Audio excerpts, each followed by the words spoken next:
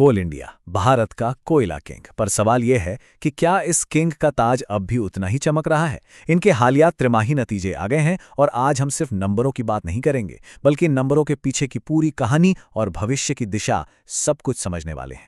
तो सबसे बड़ा सवाल तो यही है, भारत की एनर्जी की रीढ़ मानी जाने वाली इस कंपनी ने आखिर पिछले क्वार्टर में कैसा परफॉर्म किया।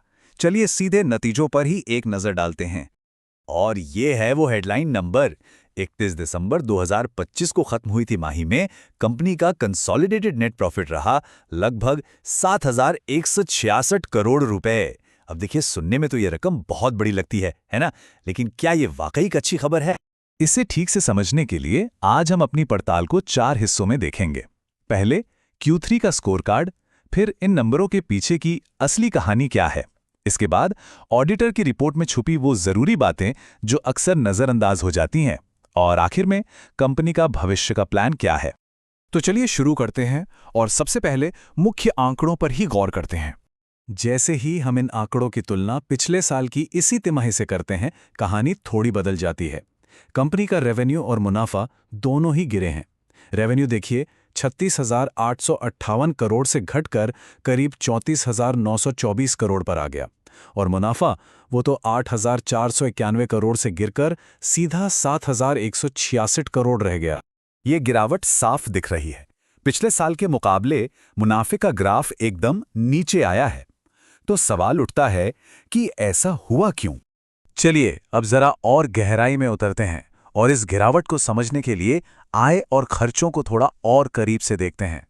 इस तिमाही में कंपनी की जो कुल आय थी वो रही करीब 37,315 करोड़ रुपए, और इसके मुकाबले कुल खर्चे थे 28,132 करोड़। अब पहली नजर में तो यह हिसाब बिल्कुल सीधा साधा लगता है ना? लेकिन मुनाफे की इस कहानी में एक बहुत बड़ा तकनीकी पेच है। असल में मुनाफे की ये जो गणना है ना, ये उतनी सीधी नहीं है जितनी लगती है। इसमें एक खास अकाउंटिंग नियम का बहुत बड़ा रोल है, जो सिर्फ और सिर्फ माइनिंग कंपनियों पर ही लागू होता है। इसे कहते हैं स्ट्रिपिंग एक्टिविटी एडजस्टमेंट। चलिए आसान भाषा में समझते हैं। कोयला निकालने से पहले बहुत सारी मिट्टी और चट्टानें हटानी पड़ती हैं, राइट?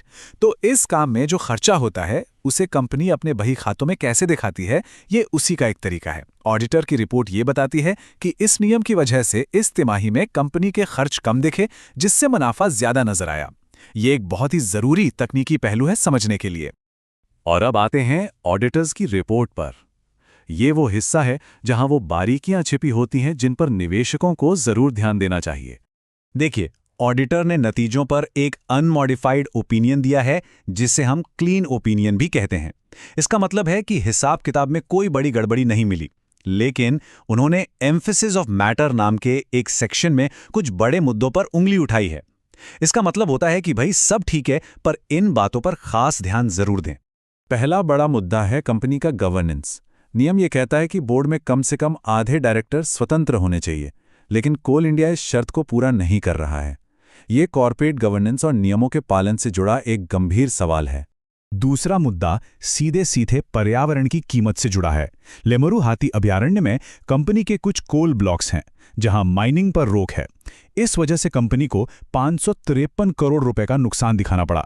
ये एक सीधा उदाहरण है कि कैसे पर्यावरण से जुड़े नियम कंपनी के खजाने पर भारी पड़ सकते हैं।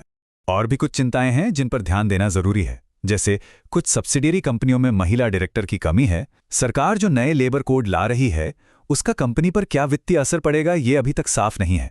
और तो और जमीन से जुड़ा एक कानूनी मामला भी लटका हुआ है। ये सब चीजें मिलकर ना भविष्य के लिए एक अनिश्चितता का माहौल बनाती है। तो इन सब चुनौतियों के बीच ये विशाल कंपनी आगे बढ़ने के लिए आखिर कर क्या रही है? चलिए अब भविष्य की रणनीति पर नजर डालते हैं। ये आज का सबसे बड़ा सवाल है।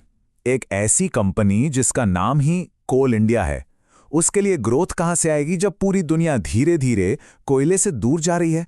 जवाब एक शब्द में बिल्कुल साफ है, डाइवर्सिफिकेशन। मतलब अपने कारोबार को फैलाना।